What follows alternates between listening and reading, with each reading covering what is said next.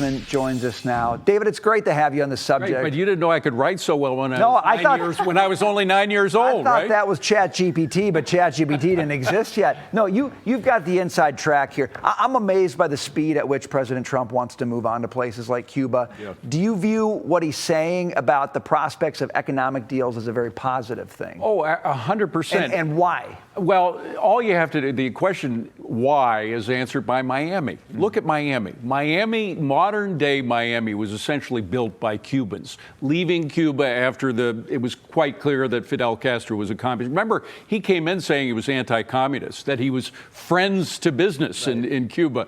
It only took a couple of months to realize that he was a hardcore Marxist, and he drove them out of there. They went to Miami. It took a couple of decades to build up Miami to what it is today, one of the great metropolises in the United States. And the entrepreneurial spirit that they brought to Miami still exists in Cuba. There are Cubans, when I covered it for 12 years, from 1983 until about 1995. I covered Latin America.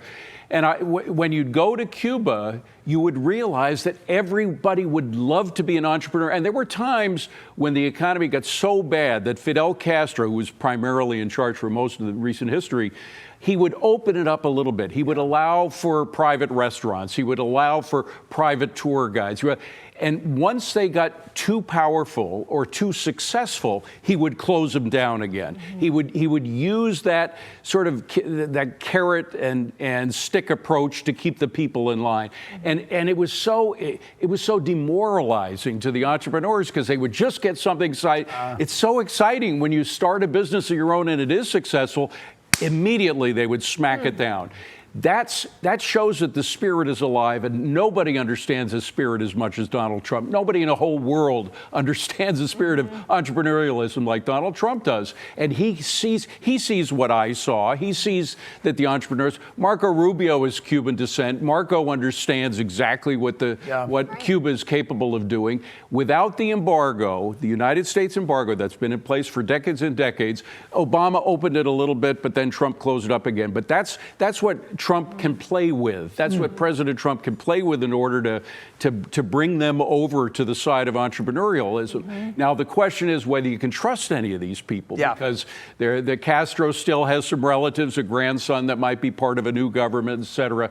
And they're Marxists, and they may do the same thing that Fidel did, that is just open it up a little bit to make it look like it, and there will be a lot of economic activity and then close it down again. So it's got to be monitored very carefully. You've got to make sure that the changes are fundamental changes in Cuba. And by the way, we should also mention Nicaragua, because both Cuba and Nicaragua were dependent on Venezuelan oil, and now that that's been cut, the electrical grid for both of those countries has essentially been destroyed. And that's why they are so desperate to make a deal now. So Trump has both the carrot and the stick approach. The carrot approach is denying them any oil, killing their electrical grid. But the carrot approach is saying, look, I'll get rid of I love entrepreneurs, whether they're Cuban or from the United States, I don't care. I love it wherever I see it. So he could play both with the carrot and the stick method to change both of those countries, Cuba and Nicaragua, fundamentally. I agree with you. I think that there would be tremendous support from inside Cuba, and also the Cuban people that are here in the United States could be potentially beneficial hugely as a political point heading into the midterms too, David. But I do want to switch gears here and talk a little bit about DHS, because it appears that we're no closer to the Democrats actually agreeing to fund DHS and this DHS shutdown. That's even in the face of a recent ISIS-inspired attack here in New York City. Right. We are also, concerned about the growing threats here in the homeland with everything that we have going on with Iran. Growing lines at our airports with TSA issues. Traveling has become a headache. How does this end? How much longer can the Democrats hold out on doing what's reasonable, which is just fund DHS? Well, because of what we saw, because of what you're seeing now on the videos, because of what we saw in New York, he would have, Mamdani, our Marxist mayor of New York, would have to be blind not to realize that this is a direct threat to New Yorkers. He is supposed to represent New York. Democrats are supposed to represent the safety of Americans countrywide, the ones based in Washington. But Mamdani is here. Thank God we have Jessica Tisch, our wonderful police commissioner, who got the feds involved, got the FBI involved, and the U.S. attorney involved, et cetera. So I think the situation is going to be much better in New York now because of what happened.